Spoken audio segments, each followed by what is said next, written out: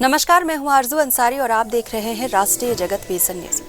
बद्रीनाथ धाम के कपाट रविवार सुबह सेना के बैंड की मधुर धुनों और भक्तों द्वारा जय बद्री विशाल के जयकारों के बीच खोल दिए गए।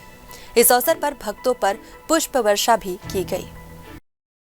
भारतीय सेना की गढ़वाल राइफल्स के बैंड द्वारा भक्ति धुनें बजाई जा रही थी। इस अवसर पर जगत गुरु शंकराचार्य स्वामी अविमुक्तेश्वरानंद सरस्वती महाराज ने कहा, आज पूरा देश खुश है। भक्तों को बड़ी संख्या में धाम में पूजा अर्चना के लिए आना चाहिए। भक्तों को यहाँ आध्यात्मिक आनंद की अनुभूति होती है। मिली जानकारी के अनुसार अब तक 22 लाख तीर्थयात्रियों ने रजिस्ट्रेशन कराया है। चार धाम यात्रा 2025 आधिकारिक तौर पर 30 अप्रैल को शुरू हुई थी, जिसमें गंगोत्री और यमुनोत्री धाम के कपाट वैदिक मंत्रोच्चार और अनुष्ठानों के साथ अक्षय तृतीया पर खुले थे। इससे पहले 1 मई को उत्तराखंड के पुलिस महानिदेशक दीपक सेठ और अतिरिक्त महानिदेशक वी मुरुगेशन ने श्रद्धेय श्री बद्रीनाथ धाम पहुंचकर तैयारियों का जायजा लिया था। वरिष्ठ अधिकारियों ने पूरे यात्रा मार्ग पर सुरक्षा व्यवस्था, यातायात प्रबंधन, संचार व्यवस्था और भीड़ नियंत्रण उपायों समेत महत्वपूर्ण पहलुओं की समीक्षा की थी।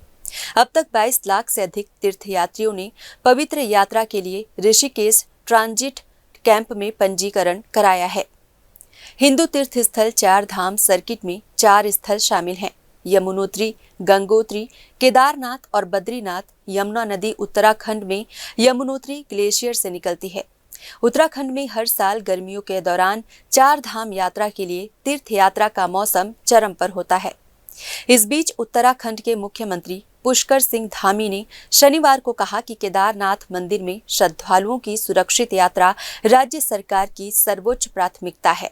यमुना नदी उत्तराखंड के यमुनोत्री ग्लेशियर से निकलती है। उत्तराखंड में हर साल गर्मियों के दौरान चार धाम यात्रा के लिए तीर्थ यात्रा का मौसम चरम पर होता है। फिलहाल इस खबर में बस इतना ही। देश प्रदेश की खबरों से अपडेटेड रहने के लिए हमारे चैनल को सब्सक्राइब करें और नए खबरों के नोटिफिकेशन के लिए बेल आइकन को जरूर दबाएं। नमस्कार।